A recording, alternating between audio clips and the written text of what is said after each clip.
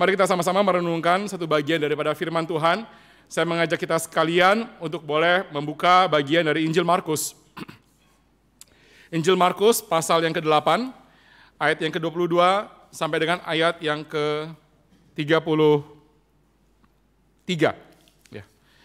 Injil Markus pasal ke-8, ayat 22 sampai dengan ayat yang ke-33. Ya. Penekanan kita pada 22 sampai 26, tapi kita harus baca sampai 33 karena terkait dengan konteksnya. Nah, sebelum kita baca bergantian, saya perlu baca bagian sebelumnya terlebih dahulu juga, Saudara. Yaitu ayat 14 sampai dengan ayat 21, saya baca sendiri. Nanti kemudian secara bergantian, kita baca ayat yang ke-22 sampai dengan ayat yang ke-33 dari Markus pasal yang ke-8. Ya. Sekarang saya baca sebentar terlebih dahulu 14 sampai 21 tentang ragi orang Farisi dan ragi Herodes. Kemudian ternyata murid-murid Yesus lupa membawa roti, hanya sebuah saja yang ada pada mereka dalam perahu. Lalu Yesus memperingatkan mereka, katanya, berjaga-jagalah dan awaslah terhadap ragi orang Farisi dan ragi Herodes. Maka mereka berpikir-pikir dan seorang berkata kepada yang lain, itu dikatakannya karena kita tidak mempunyai roti. Dan ketika Yesus mengetahui apa yang mereka perbincangkan, ia berkata, mengapa kamu memperbincangkan soal tidak ada roti? Belum jugakah kamu faham dan mengerti? Telah degilkah hatimu? Kamu punya mata, tidakkah kamu melihat? Kamu punya telinga, tidakkah kamu mendengar? Tidakkah kamu ingat lagi pada waktu aku memecah-mecahkan 5 roti untuk 5.000 orang itu? Berapa bakul penuh potongan-potongan roti kamu kumpulkan? Jawab mereka 12 bakul. Pada waktu 7 roti untuk 4.000 orang itu, berapa bakul penuh potongan-potongan roti kamu kumpulkan? Jawab mereka 7 bakul. Lalu katanya kepada mereka, masihkah kamu belum mengerti? Mari kita baca bergantian, saudara terlebih dahulu, silakan 22, 1, 2, 3.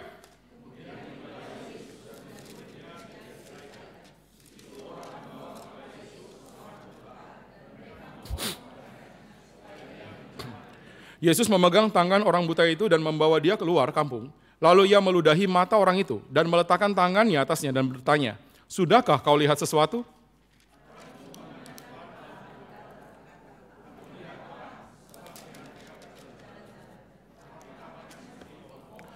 Yesus meletakkan lagi tangannya pada mata orang itu, maka orang itu sungguh-sungguh melihat dan telah sembuh, sehingga ia dapat melihat segala sesuatu dengan jelas.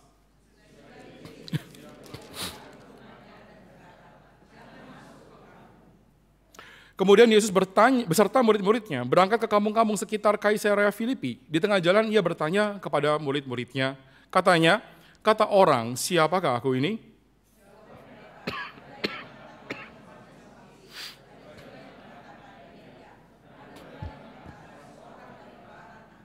Ia bertanya kepada mereka, tetapi apa katamu?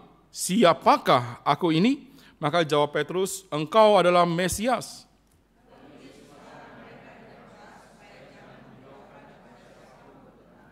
Kemudian mulailah Yesus mengajarkan kepada mereka bahwa anak manusia harus menanggung banyak penderitaan dan ditolak oleh tua-tua, imam-imam kepala dan ahli-ahli Taurat, lalu dibunuh dan bangkit sesudah 3 hari.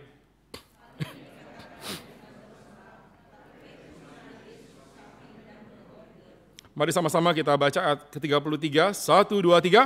Maka berpalinglah Yesus sambil memandang murid-muridnya, ia memarahi Petrus, katanya, nyala iblis, sebab engkau bukan memikirkan apa yang dipikirkan Allah, melainkan apa yang dipikirkan manusia. Mari kita sejenak satu hati di dalam doa.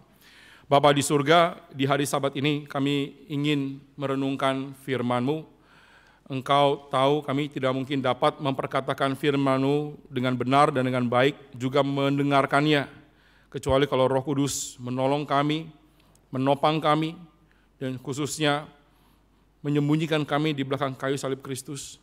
Yang kami mau bukanlah perkataan manusia, tapi kemuliaan Allah di dalam isi hati Tuhan yang diberitakan. Pimpin setiap kami, khususnya hamba-Mu yang lemah dan terbatas. Juga saudara-saudara kami yang penginjilan di Medan depan, di KKR Toraja. Ya Tuhan boleh berkati, Pendeta Aludin, Pendeta Farlen, Vikaris Farlen, dan Vikaris Doni, Tuhan beserta dengan rekan-rekan. Urapi mereka dengan kuasa-Mu. Banyak jiwa boleh dimenangkan bagi nama Kristus. Ini doa dan permohonan kami. Di dalam nama Tuhan Yesus Kristus kami berdoa, kami panjatkan doa ini. Amin. Ya, sekali lagi selamat pagi Bapak Ibu sekalian. Ya, hari ini kita akan merenungkan khususnya bagian tentang kesembuhan daripada orang buta di Betsaida. Kita akan bagi khotbah ini, saudara, menjadi 3 bagian. Yang pertama adalah introduksi, yang kedua itu adalah isi, dan yang ketiga adalah konklusi. Introduksi, isi, dan juga konklusi. Kita akan masuk pada bagian yang pertama. Saudara, untuk kita mengerti kesembuhan daripada orang buta di Betsaida, saudara, kita tidak bisa lepaskan dari perikop sebelumnya dan sesudahnya. Karena dalam kerangka perikop, saudara, ini kita sebut dengan istilah, atau dikenal dengan istilah Markan sandwich. Ya, Markan sandwich. Sandwichnya Markus. Apa maksudnya? Saudara tahu roti sandwich kan ya? Sandwich itu bagian atasnya itu adalah roti, bawahnya roti, tengahnya ya isi sendiri, saudara. Ada yang haram, ada yang harum, ada yang macam-macam ya. Nah, saudara dikasih oleh Tuhan, nah ini dia. Nah, jadi isinya ini adalah penyembuhan orang di Betsaida. Tapi kita tidak bisa mengerti perikop ini dengan benar kecuali kita melihat atasnya dan melihat bawahnya, saudara. Kenapa? Karena begini, Markus ketika tulis Injilnya tidaklah secara kronologis. Sekali lagi, Markus berbeda dengan Lukas. Lukas tulis Injil itu kronologis, urut, karena dia maksudkan kepada orang yang pejabat yang sangat filosofis, sangat historis, Theophilus namanya, itu urut, saudara. Tapi Markus tidak urut, saudara. Dia itu memilah-milah, dia itu melokasi-lokasikan, memposisi-posisikan peristiwa-peristiwa, karena tujuan dia bukan historis, tujuan dia adalah mau memberikan satu penekanan teologis melalui peristiwa-peristiwa yang kemudian diatur ulang. Ini namanya penulisan Injil Markus. Maka, saudara, kenapa ada kesembuhan di Betsaida? Jawabannya di perikop sebelumnya, yaitu adalah perikop yang rada menggantung, saudara. Lalu kata Yesus kepada mereka, masih jugakah kamu belum mengerti? Tanda tanya, ya karena gantung. Nah, Markus mau kasih jawaban. Di mana jawabannya? Jawabannya adalah di kesembuhan Betsaida. Maka, saudara dikasih oleh Tuhan, kalau kita itu kemudian tidak mengerti cara Markus menulis, kita pikirnya, oh ya, Tuhan Yesus sembuhkan orang buta, hore orang buta sembuh. Bukan itu, saudara. Iya betul, Tuhan Yesus mengasihi orang buta sehingga sembuh. Tapi lebih daripada itu, yang menjadi poin penekanan Markus, jangan-jangan yang mau disembuhkan bukan cuma orang buta. Jangan-jangan yang lebih mau disembuhkan khususnya adalah para murid, saudara. Kenapa? Para murid ketika di atas ditanya, masihkah kamu belum mengerti? Saudara yang dikasih oleh Tuhan, artinya adalah untuk membuat para murid mengerti. Tuhan Yesus harus buat yang namanya mujizat. Saudara kalau nggak ngerti, mintanya apa, saudara? Mujizat. Enggak kan? Stretch kan gitu kan ya. Speak gitu atau apa gitu. Itu baru nggak ngerti. Ini nggak ngerti, tapi kok kemudian ada mujizat. Kita biasanya mujizat buat apa? Yang buta mendengar, yang tuli melihat, kan begitu. Kok ngantuk, saudara? Kok nggak ada yang komplain? Yang buta melihat, yang tuli mendengar, kan kalau sakit mujizat, baru mau mujizat kan ya. Ini nggak ngerti, kok kasih mujizat. Masih bagian introduksi. Karena orang Kristen, jemaat Tuhan perlu benar membaca Alkitab. Ketika baca mujizat, perhatikan, mujizat selalu terkait dengan pengajaran. Tidak ada mujizat yang Tuhan Yesus lakukan tanpa pengajaran. Karena tugasnya mujizat adalah untuk melayani pengajaran. Nah, ini dia. Banyak kemudian yang namanya gereja tekankan mujizat, kecilkan pengajaran. Ini tidak alkitabiah. Saudara perhatikan. Semua mujizat Tuhan Yesus selalu ada namanya mujizat Tuhan Yesus selalu ada namanya pengajaran. Lukas mencatat Tuhan Yesus mengajar, Tuhan Yesus mengusir setan dan melakukan banyak mujizat. Matius juga sama. Tuhan Yesus kemudian mengajar, dia kemudian melakukan mujizat dan mengusir setan. Tidak ada yang namanya mujizat tanpa pengajaran firman Tuhan. Kenapa, saudara? Di dalam bahasa Yunaninya, mujizat itu artinya adalah tanda, signage. Saya baru nyampe di Surabaya itu jam 10:30, saudara. Dan ketika kemudian cari-cari ini kapan nyampe ke gereja ya, Pak Pingping nyetirin, tadinya mau bawa ke mana? Ronde ciri khas Surabaya, katanya enak sekali gitu ya, tapi tutup dan segala macam. Oke, balik ke gereja, lalu tiba-tiba ada tanda GRI Kertajaya. Aduh, ada tanda. Nah, kita kan bukan mau ibadah di tanda itu kan, nah, kita bukan mau beribadah di perempatan kan ya. Kita akan beribadah di tanda yang tanda itu 7, yaitu gereja. Tanda, toilet. Ada saudara, mohon maaf ini ya, sedikit kurang sopan. Buang air kecil, air besar di tanda itu, kan tidak ada saudara. Inilah kenapa tugasnya mujizat itu adalah tanda pelayan daripada pengajaran. Ini dia, dan bukan cuma itu saudara. Yang namanya mujizat itu sendiri adalah pengajaran yang diperagakan. Mujizat itu sendiri adalah pengajaran, perumpamaan yang diperagakan saudara. Saudara, ini kenapa bagi saudara yang mungkin sama kayak saya gitu ya, kurang ngerti tuh ketika Tuhan Yesus kutuk pohon ara. Saya waktu awal-awal bertobat, baca Alkitab, ini apa ini? Kok Tuhan Yesus ngambekan nih? Pohon ara nggak berbuah. Kok nggak berbuah? Terkutuk kamu. Kok ngambekan begini Tuhan Yesus? Karena nggak bisa ngerti, nggak ngerti, saudara. Oh, setelah belajar baru ngerti. Itu bukan Tuhan Yesus ngambek. Dia kutuk pohon ara dan betul-betul mujizat terjadi. Pohon aranya kemudian layu, saudara. Itu adalah pengajaran orang Israel adalah pohon ara itu. Orang Israel dipelihara Tuhan, dipilih Tuhan, diberkati Tuhan untuk kemudian berbuah. Tapi orang Israel, kata Yesaya, Yeremia, Yeskiel, yang sudah begitu dipelihara Tuhan, tidak berbuah. Dan bagi pohon yang tidak berbuah, Tuhan boleh tebang, Tuhan boleh buang, saudara. Oh, ini mengerikan, saudara. Nah, ini dia. Nah, saudara dikasih oleh Tuhan, inilah kenapa, saudara. Kenapa Tuhan Yesus bangkitkan Lazarus? Itu karena sebelumnya ada pengajaran kepada Marta. Aku adalah kebangkitan dan hidup. Saudara, dalam Injil Lukas, saudara ya, itu ada catatan. Tuhan Yesus itu mengajar, begitu kan ya. Setelah itu kemudian mengusir setan, dan ketika dia mengusir setan, orang-orang itu berkata, sungguh luar biasa perkataan-perkataan atau pengajaran-pengajaran ini. Loh, kok pengajaran? Kan ngusir setan, saudara. Harusnya kan kalau normalnya, wah luar biasa, setan keluar. Kan nggak gitu, harusnya gitu kan ya. Tapi enggak, luar biasa pengajaran-pengajaran. Kenapa? Karena mereka mengerti bahwa ketika Tuhan Yesus itu melakukan mujizat, Tuhan Yesus sedang yang namanya kemudian mengajar. Maka saudara yang dikasihi oleh Tuhan, kita biarlah ketika membaca bagian Alkitab yang lain, kita boleh pahami prinsip ini saudara, sehingga kita boleh membaca Alkitab dengan benar. Saudara yang dikasihi oleh Tuhan, maka kalau begitu pertanyaannya, Tuhan Yesus mengajar apa? Kan gitu kan ya? Oke, mujizat adalah pengajaran. Kalau gitu Tuhan Yesus mengajar apa?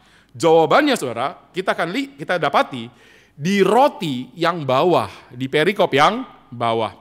2 kali Tuhan Yesus bertanya, menurut orang, menurut kamu, siapakah aku ini? Maka saudara yang dikasihi oleh Tuhan, perihal kesembuhan orang di Bethsaida bukan hanya sekedar kesembuhan. Kesembuhan orang buta di Bethsaida itu adalah pengajaran untuk memulihkan daripada kebutaan para murid yang buta mengenal siapakah Tuhan Yesus. Saudara yang dikasihi oleh Tuhan, siapakah yang paling kenal Tuhan Yesus? Kalau bukan para murid? Para murid saudara itu sudah intensif course selama kemudian 3 tahunan lebih saudara, 3,5 tahunan lebih. Ya 3 tahunan, mungkin bagi banyak penafsir 3,5 tahun saudara. Siapakah kalau gitu yang paling mengenal Tuhan Yesus? Saudara, itu ada kalimat kepada para murid, hati-hati ya, jaga-jaga ya, waspada ya, ragi Herodes dan ragi orang Farisi. Jaga-jaga, masih belumkah kamu mengerti? Nah saudara, ini penting saudara. Untuk kita mengerti penyembuhan di Bethsaida, saudara. Apa yang dimaksud tentang yang namanya ragi Herodes sama ragi orang Farisi? Maksudnya apa? Nah begini saudara ya. Herodes sama orang Farisi itu memiliki kesamaan. Saudara boleh tebak samanya apa? Jangan, ini kita khotbah ya. Ini biar saudara tetap nggak ngantuk aja. Saudara, Herodes sama Farisi sama-sama memiliki kesamaan.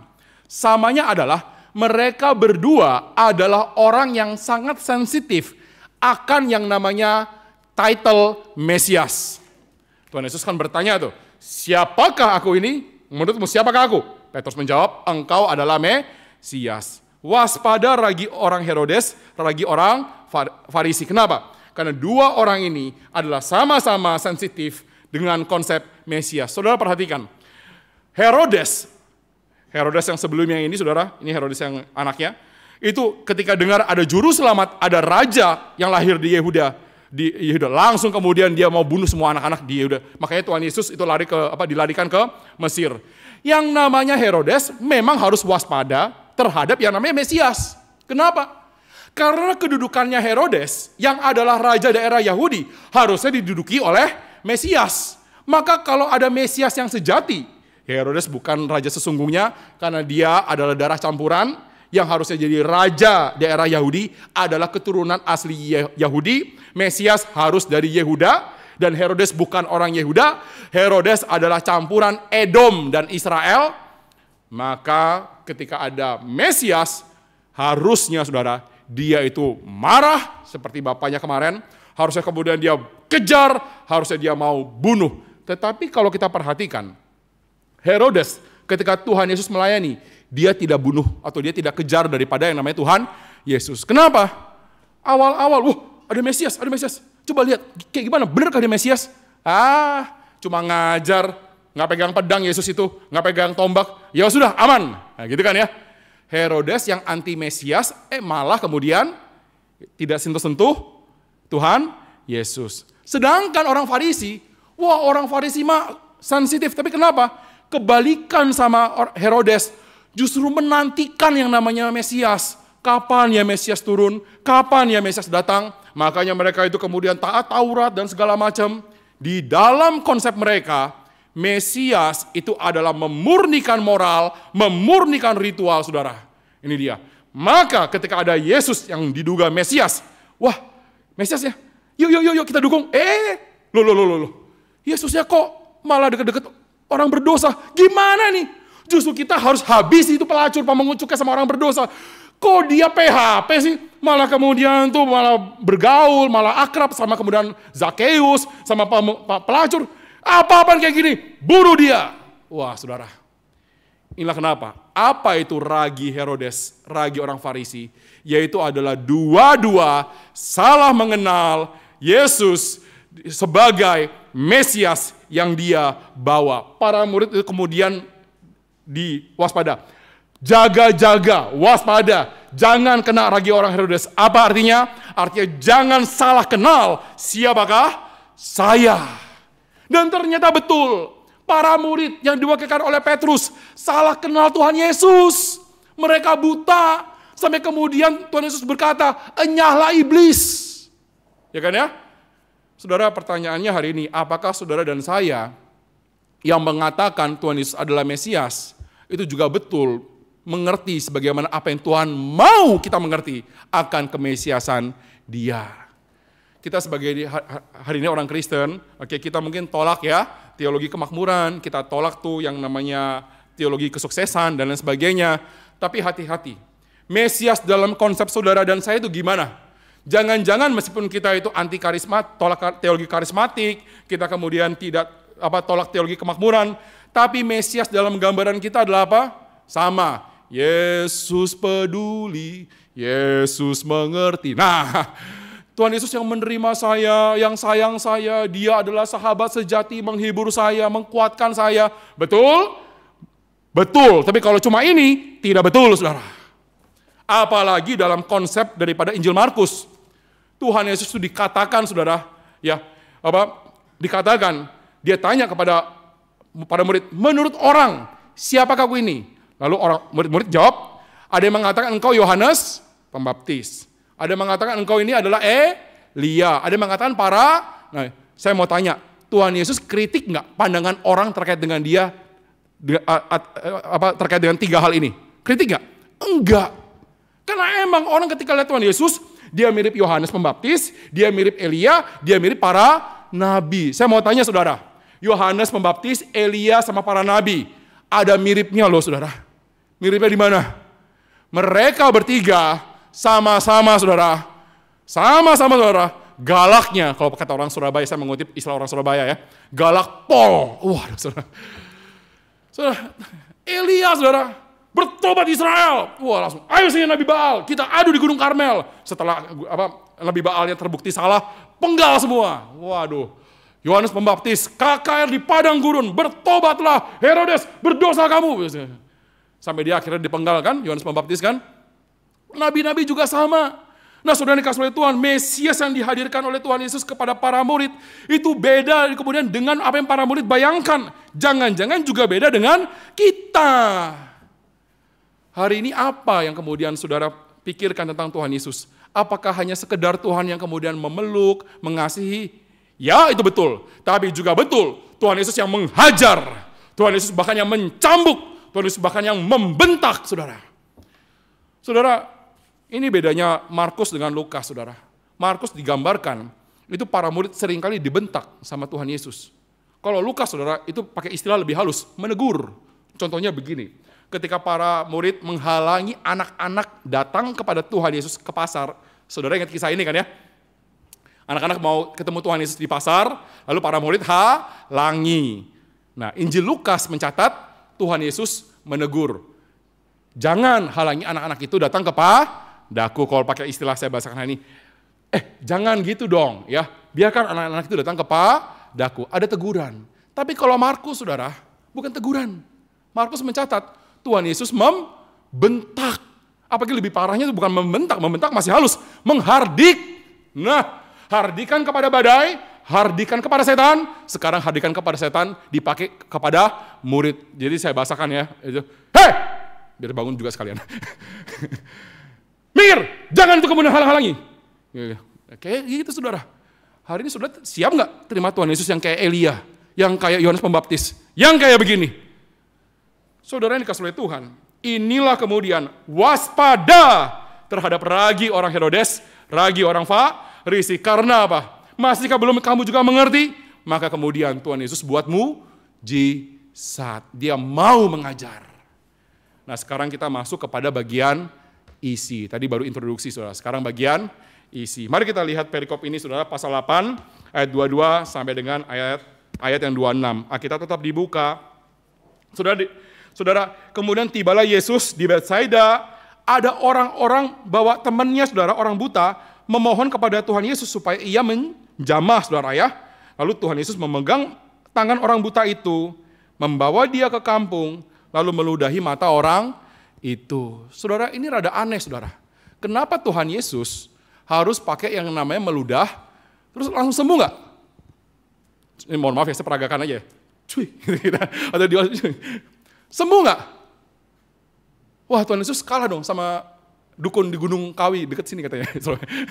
Nggak gitu ya. Nah saudara, kok nggak sembuh? Yang aneh bukan ludahnya. Waktu Tuhan Yesus meludah itu biasa saudara. Mau ada pernah kan juga ya meludah, lalu dioleskan di tanah, ditumplekin, sembuh. Itu mau mengatakan ada yang keluar dari mulut Allah, ada tanah, lalu kemudian dioleskan ke manusia berdosa. Ini artinya adalah Tuhan sedang mencipta ulang yang namanya manusia yang terkena dampak dosa. Tapi sekarang kok nggak langsung sembuh? Ini apa kuasanya Tuhan Yesus kurang top chair atau gimana? Gimana? Sudah sembuh? Masih kayak pohon Tuhan. Oke, sini saya pegang. Nggak gitu, saudara. Nggak gitu. Kenapa? Karena ada pesan. Ini pengajaran. Kenapa sampai 2 kali? Karena memang kata kunci, yaitu adalah kata lihat. Dalam bahasa Yunaninya, kalau Indonesia sama, kata lihat. Dalam bahasa Yunaninya beda. Bedanya di mana? Begini saudara, ayo kita lihat dulu saudara. Lalu ia meludahi mata orang itu, meletakkan matanya, lalu Tuhan Yesus tanya, sudahkah kau lihat sesuatu? Dalam bahasa Yunaninya, sudahkah kau blepo sesuatu? Orang itu kemudian melihat, bukan ke depan ya, ini harusnya terjemahan baru, harus dikoreksi. Melihat ke atas, bahasa Yunaninya, ana blepo. Sudahkah kamu blepo? Saya baru ana blepo. Lalu kemudian ia kabur seperti berjalan-jalan kayak pohon. Yesus taruh tangan lagi, lalu maka orang itu sungguh-sungguh melihat. Ada namanya bahasa Yunaninya bukan melihat, dia blepo. Jangan pusing ya, jangan hilang, awas ngantuk sudah, tusuk gigi pakai. Ya. Jadi dari sudahkah kamu blepo? Ana blepo. Lalu kemudian pegang lagi, jadi sekarang dia blepo dan telah sembuh. Sehingga ayat 25, ia dapat melihat segala sesuatu dengan melihat dengan jelas. Itu bahasa Yunaninya adalah en blepo. Jadi saudara perhatikan. Tema hari ini harus terkait dengan melihat, karena ini terus diulang saudara. Dari yang namanya sudahkah kamu blepo, ana blepo, dia blepo, jadi sekarang en blepo. Artinya apa saudara? Waktu Tuhan Yesus menyembuhkan daripada orang buta ini untuk mengajar kebutaan para murid yang juga adalah kebutaan Israel, penyembuhannya tidak langsung, penyembuhannya adalah gradual. Saudara dikasih oleh Tuhan, kita sebagai orang Kristen jangan puas hanya dengan melihat yang sekarang. Kita harus kejar, kita harus minta, kita harus tekun dalam pengajaran untuk kita boleh semakin melihat Tuhan dengan lebih jelas. Karena inilah kebutaan para murid. Saya bukan bilang orang karismatik tidak diselamatkan. Orang reform gak akan bilang begitu saudara. Tapi yang namanya orang-orang karismatik itu kurang melihat Tuhan Yesus dengan lebih jelas saudara. Jangan-jangan saudara dan saya itu juga sama. Kita mungkin mengakui Yesus Mesias. Oke, kita di reform Pak. Kita sudah tahu kok Pak, Tuhan Yesus galak. Tuh hamba Tuhan Geri galak-galak kecuali Pak Ivan. Kayaknya Pak Ivan baik sekali. Kan kayak siapa gitu. Patong kan yang terkenal. Heh, jangan gue sih. Gitu kan. Kita sudah biasa. Oh, tunggu dulu. Dikatakan di sini adalah apa? Petrus bener loh, Mesias. Bahkan dikatakan anak Allah. Betul dia sudah melihat? Belum. Saudara, kalau kita cuma kenal Mesias, tapi kita tidak kenal Mesias, anak Allah. Satu esensi dengan Allah Bapa. Dia adalah Allah. Hati-hati saudara. Secara doktrin kita mungkin melihat, tapi secara kehidupan kita masih buta. Buktinya apa? Kalau engkau itu kemudian mengalami penderitaan, hari ini engkau mengalami yang namanya kemudian kekecewaan, hari ini engkau mengalami yang namanya kemudian tekanan, apakah engkau masih merasakan syukur kepada Tuhan? Kenapa Tuhan saya dapat kayak begini? Kenapa Tuhan saya bangkrut? Sudah, saya nggak mau ke Kertajaya lagi. Saya mau kemudian ke yang lain. Kenapa? Tuhan sudah kemudian yang namanya tidak baik kepada saya. Oh saudara, engkau secara mulut mungkin memang mengakui Yesus adalah Mesias anak Allah. Tapi secara hidupmu, jangan-jangan engkau tidak mengakui dia adalah Allah. Karena kalau dia adalah Allah, dia berhak memberikan apa yang dia pandang baik terjadi atas hidupmu dan hidupku. Harap ini tidak kecepatan saudara ya.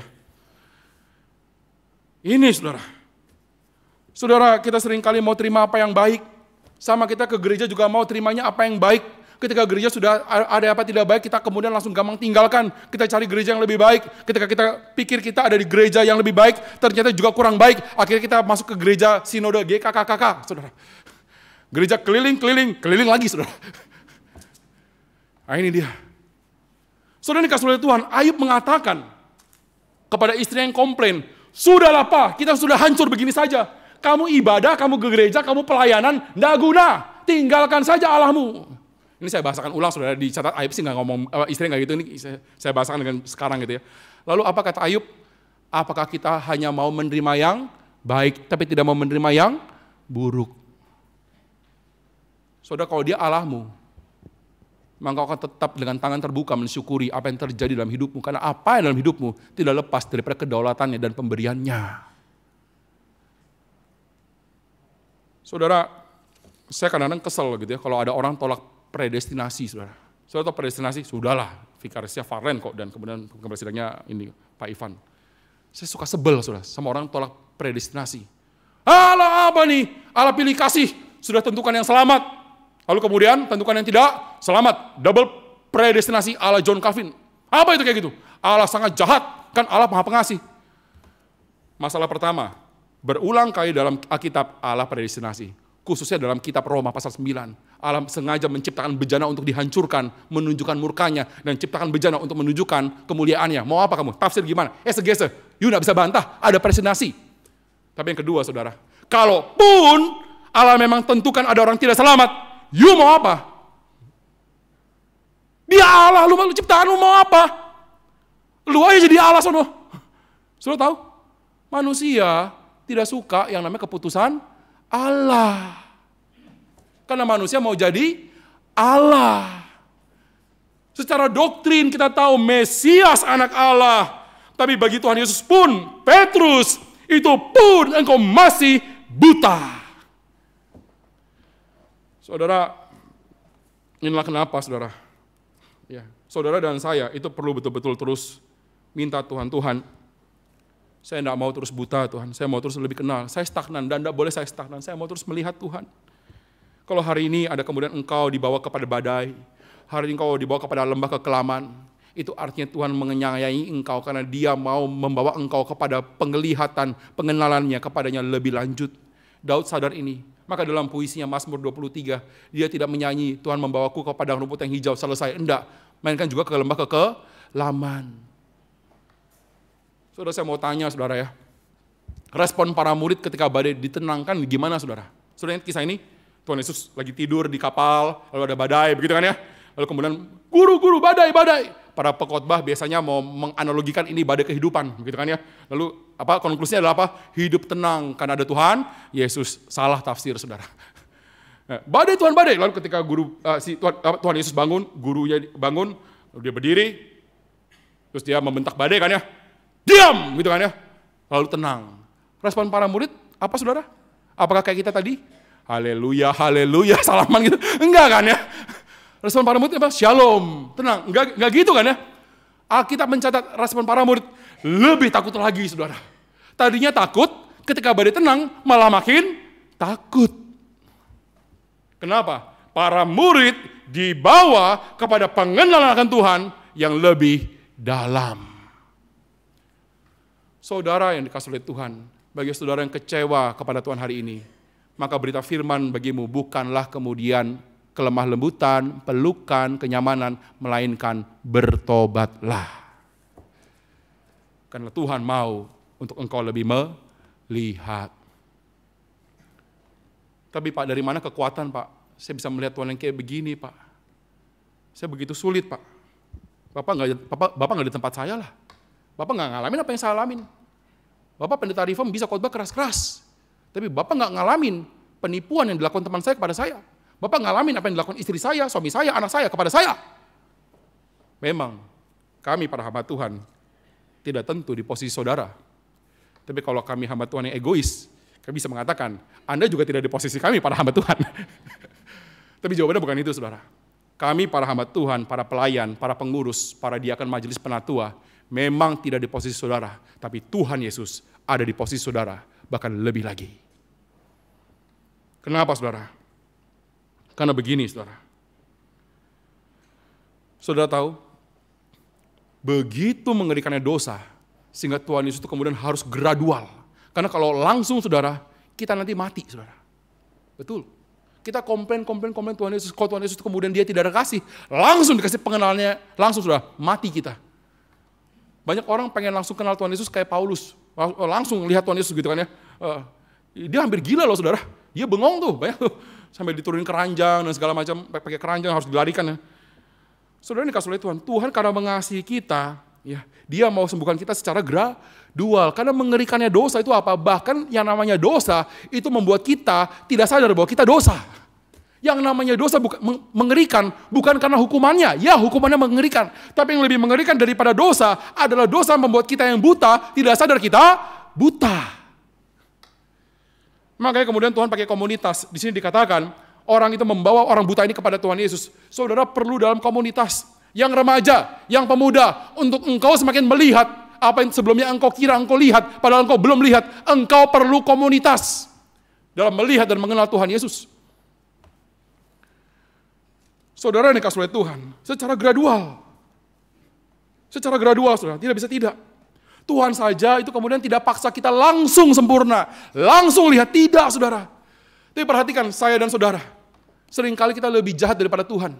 Kita tuntut pasangan kita tuntut pendeta kita tuntut jemaat kita tuntut suami istri kita, langsung sempurna, langsung bertobat, langsung semuanya nggak boleh ada kemudian karakter yang mengganggu. Siapa di tempat ini saudara? Mungkin juga termasuk saya.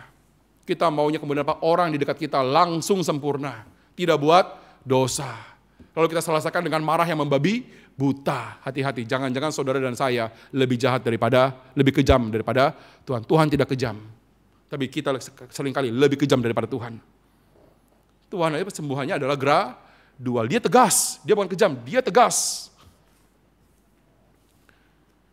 Saudara, inilah kenapa saudara kita perlu sadar apa yang kita lihat jangan-jangan ini bukan apa yang kita lihat. Kenapa banyak orang kritik Pak Tong, saudara? Kenapa? Alah, apa itu Pak? Masa sekarang lagi mau bangun gereja berhektar-hektar di IKN? Saudara, kemarin masa kelas pengurus ikut kan? Apa ini mau membuat gereja besar? Gak ada uang. Kenapa membuat gereja besar-besar? Kan sudah banyak gereja. Kenapa saudara? Karena Pak Tong sudah lihat apa yang kita belum lihat. Maka nanti kalau pendeta Ivan, Vikaris Farlen, itu ada mau kemudian di hadapan Tuhan pimpin kita. Jangan buru-buru kita berontak, jangan buru-buru kita kemudian tolak. Kita belajar dulu melihat apa yang dia sudah lihat. Saudara, saya punya idola, saudara. Saya punya 3 idola dulu waktu saya masih kecil. Kenapa saya idola mereka? Karena waktu kecil mereka lah yang paling lucu di antara semua siaran televisi, begitu ya. Yaitu namanya Warkop DKI, saudara. Yang ketawa berarti usianya sudah berambut putih kayaknya, sama kayak saya. Ya, ada trio Warkop ya, ada Dono, Kasino, ya sudah pada generasi milenial udah pada nggak tahu ya. Dono, Kasino, dan Indro ya. Yang 2 ini sudah almarhum saudara. Yang terakhir kita panggilnya Om Indro. Nah Om Indro ini saudara, dia pernah diwawancarai tapi nggak lucu saudara. Dia wawancarai cuman penuh dengan air mata, nggak lucu. Dia waktu nggak bisa ngelucu. Kenapa? Serius saudara. Bahkan sampai keluar air mata. Dia katakan kepada wartawannya, dia melihat istrinya di depan matanya menghembuskan nafas terakhir. Dan dia berkata kepada wartawan, kalau saya lihat kayak begini, saya sudah dari dulu berhenti merokok. Karena istrinya meninggal karena kanker paru akibat perokok pasif. Di antara saudara yang merokok, kalau ada, saya katakan, kalau saudara merokok di Kutub Utara, saudara tidak dosa. Karena tujuan merokok emang untuk bertahan hidup di daerah yang beku. Tapi kalau saudara ngerokok di Surabaya, yang panas atas bawah, saudara bukan cuma dosa. Mohon maaf ya, saya kutip kalimat daripada Pak Tong dan Pak Cip, goblok. Udah panas di luar, panas atas, panas dalam. Udah panas bawah, knalpot kan ya, dipanasin dalam. Ini mikir apa? Bertobat saudara. Saya mau tanya ya, waktu orang beli rokok di Omega Mart atau Indimart, itu kan ada gambarnya kan ya, leher bolong, gigi hancur, gitu kan ya. Mereka lihat nggak gambar itu? Lihat nggak? Atau mereka beli Pak rokok Pak? Kayak gitu kan ya. Mereka lihat kan ya? Saya mau tanya, mereka lihat? Enggak, mereka enggak lihat. Mereka lihat, tapi mereka tidak lihat. Om Indro juga sama, dia lihat tapi dia tidak lihat. Ada tulisannya lagi, rokok menyebabkan yang namanya gangguan ginjal, sakit jantung, gagal janin, gagal ganteng, gagal kaya, kegagalan hidup. Lihat nggak? Lihat. Tapi melihat nggak? Enggak. Baik di antara kita kira kita lihat, ternyata kita enggak lihat. Karena itulah ngerinya dosa, saudara. Pemulihan terjadi adalah ketika kita sadar kita buta dan kemudian bersama dengan komunitas kita datang kepada Kristus. Saya buta, Tuhan tolong sembuhkan saya. Dan Kristus datang, dia kemudian melakukan mujizat. Bukan cuma sembuhkan mata yang buta, tapi sembuhkan jiwa, hati, hidup yang buta. Saudara dikasih oleh Tuhan, setiap kali Tuhan Yesus melakukan mujizat, orang semakin membunuh dia, saudara. Ketika dia kemudian melakukan mujizat, semakin mendekat, saudara. Mujizat di atas segala mujizat. Baru kemudian mata saudara dan saya bisa celik, saudara. Kenapa? Di atas kayu salib, kegelapan menyelimuti Kristus. Kegelapan tiba pada Kristus. Dia menerima kegelapan agar saudara dan saya yang buta dalam kegelapan, matanya boleh dicelikan. Kalau saudara bertanya, kenapa ada penderitaan Tuhan? Kenapa ada pergumulan air mata kayak begini Tuhan? Katanya Engkau adalah Allah pengasih, penyayang, panjang sabar. Kenapa saya begini Tuhan? Lihat pada salib. Itu adalah kalau kemudian salib saja yang begitu gelap adalah untuk mencelikan matamu yang buta. Apalagi kemudian penderitaan kecil, salib-salib kecil. Itu adalah untuk membawa engkau dan saya masuk pada penglihatan, pengenalan Tuhan yang lebih dalam daripada sebelumnya. Saudara yang dikasihi oleh Tuhan, Markus mencatat, justru ketika di atas kayu salib, orang yang paling tidak bisa melihat, orang yang paling tidak mungkin bisa percaya, kepala panglima Roma yang menyalibkan Tuhan, dia tanggalkan tombaknya, Dia terpaku melihat Golgota dan dia berkata, sungguh orang ini adalah anak Allah. Dan sejarah gereja mencatat prajurit Roma ini saudara langsung tinggalkan jubahnya dan dia bertekuk lutut di bawah kaki salib Kristus saudara, dan dia kemudian mengabarkan Injil sampai kemudian dia juga pun kehilangan nyawa. Saudara, di atas kayu salib Kristus menerima tanda kutip kebutaan agar saudara dan saya saudara, yang hidup dalam kebutaan kita boleh yang namanya dicelikan. Dia izinkan kita melihat salibnya, karena itulah satu-satu cara kita melihat dia dibutakan, agar dia dalam kebutaannya melihat kita itu kemudian boleh dicelikan. Kristus menerima kegelapan, agar kita dalam gelap boleh menerima terang. Pertanyaannya, saudara lihat ini kah?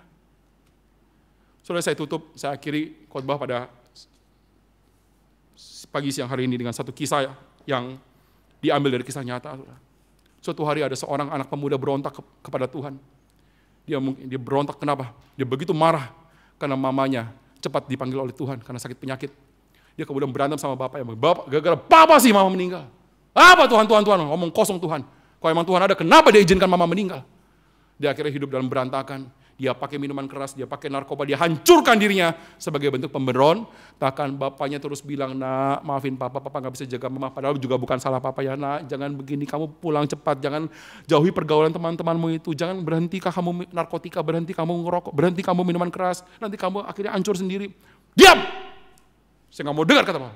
Terus begitu. Dia lawan papanya saudara. Karena anak ini belum melihat. Sampai kemudian suatu pagi papanya terkejut saudara. Pagi-pagi dia buka pintu rumah, dia lihat anaknya tergeletak, pucat.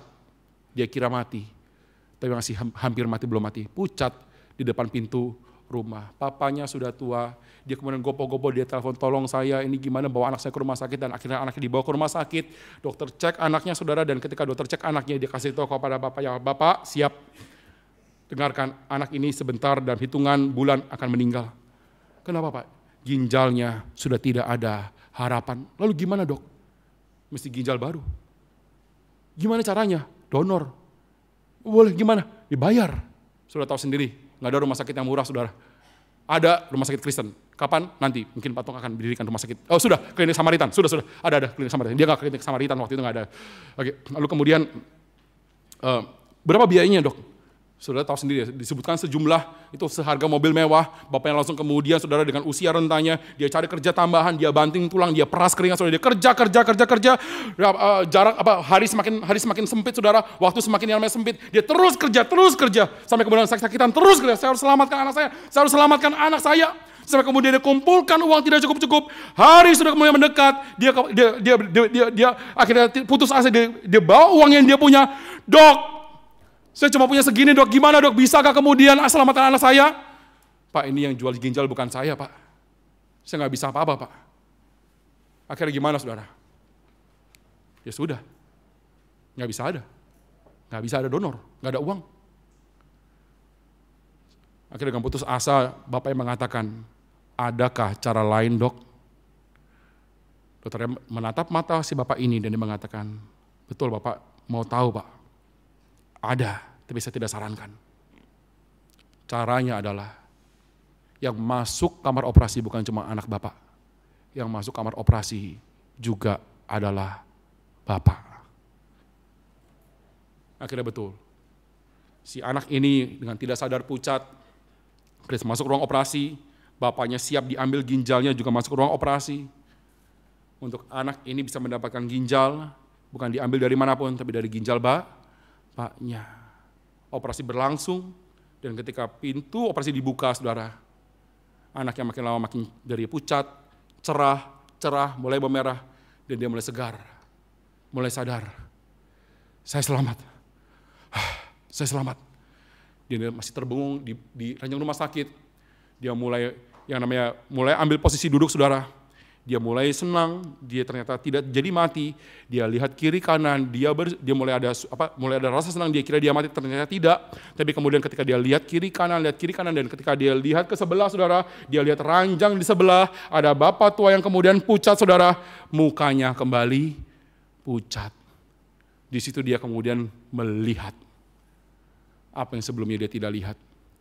Hidup yang dia buang, sekarang dia dapatkan dengan harganya adalah papanya yang tadinya cukup sehat, sekarang harus terbaring pucat, agar dia yang pucat boleh kembali sehat.